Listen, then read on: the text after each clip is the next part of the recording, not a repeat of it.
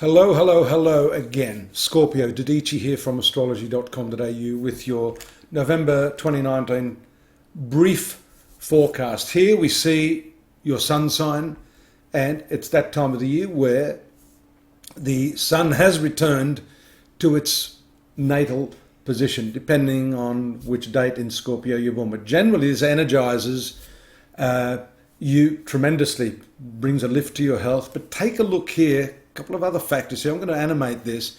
You notice straight away Mercury here with Venus going into its stationary retrograde position, and then Venus moving into the second house. So let's start with this here, the retrogression of Mercury. For you, it has to do with your finances and your profitability from the work that you do, giving you a big rethink about how you've been earning your money.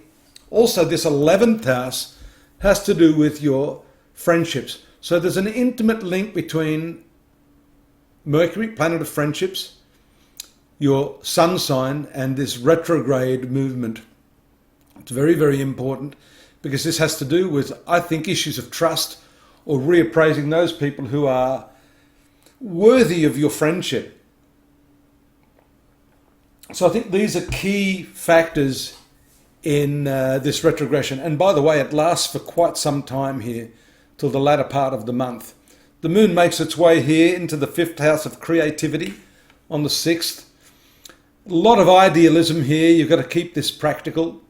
And your ruling planet is sitting here in this almost like reclusive area of the horoscope. So I think along with the retrograde Mercury, which gives this reappraisal mentality, just like a sort of a going over of facts and figures, and again because it relates to friendships, you might be sort of rethinking, well, where am I going to get the best ROI, the return on investment?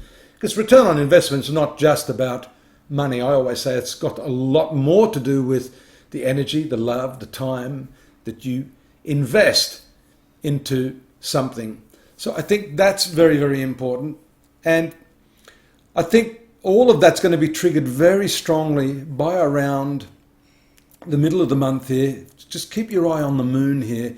It makes this really intense electric conjunction with Uranus in your 7th house of relationships, just as it moves into its full moon phase. Here it is, full moon on the 12th, also directly opposite that retrograde Mercury. So at that time, this combination of planets, Mercury and Sun, the full moon is activating this area of relationships. Pardon me. So your focus is on those relationships. Now, we talked about friendships first, 7th house, as opposed to the 11th, has to do with your most intimate relationships. And that full moon moves into this 8th house of intimacy around the 14th. So a lot of energy going on there. And by the way, that 8th house has to do with shared resources, finances. So there may be a tie-in with that full moon, friendships, and also shared resources, the way you commingle your money.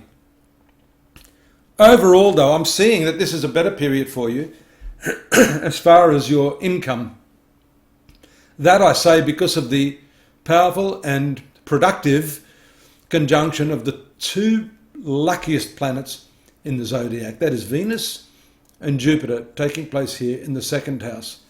Notice when the moon makes, there it is there on the 19th, that trine aspect to these two, some fortuitous opportunity financially as regards to your working life. This is the professional aspect of your life with the moon moving up here, albeit in its waning phase. We want the moon to be strong. Still, it's a beneficial planet forming favourable aspects. Here, the 11th house is triggered, and we will see there's a bit of a challenge here at that point, probably around the 21st, 22nd, when, here it is, just there, 21st. That causes a hard aspect.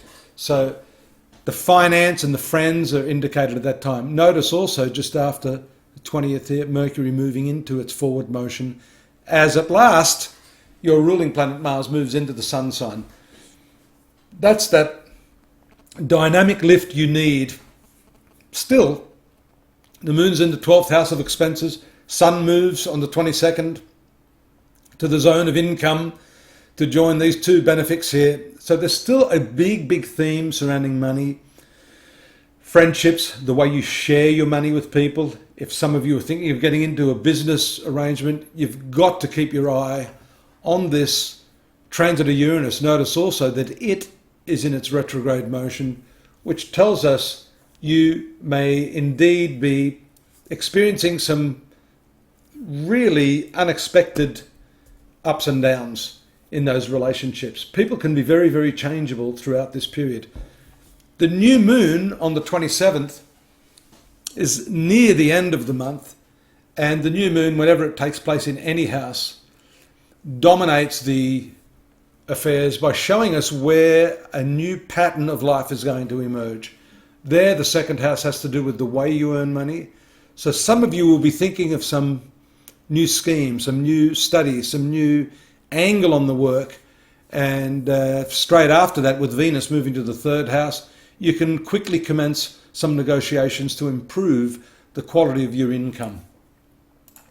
Well, that's it for me, but don't forget, there's more at astrology.com.au, daily, monthly, yearly readings. I'm uploading now the yearly readings for 2020. I haven't finished yours yet, but that's not far off.